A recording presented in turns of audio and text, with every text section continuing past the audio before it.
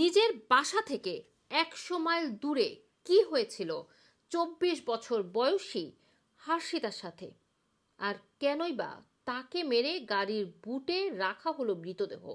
এই প্রশ্ন ঘুরছে এখন ইস্ট লন্ডন পুলিশের মধ্যে।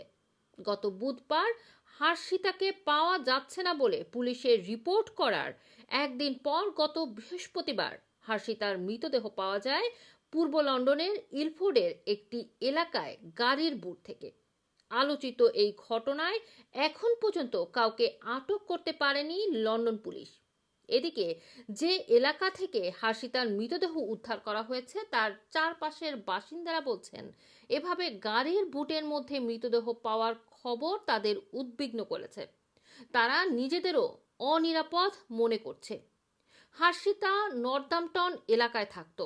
গত বছর সে যে প্রপার্টিতে থাকতো সেখানে 12 জন মানুষ বসবাস করত বলে পুলিশের পক্ষ থেকে জানানো হয়েছে। তবে পরবর্তীতে এইসব মানুষ আস্তে আস্তে সেই প্রপার্টি থেকে চলে যায়। এদিকে হর্ষিতা কোন দেশের নাগরিক বা কেন তাকে হত্যা করা হলো সে ব্যাপারে এখন পর্যন্ত পুলিশের পক্ষ থেকে বিস্তারিত কিছু বলা হয়নি। রুমানা রাখি, রানা টিভি, লন্ডন।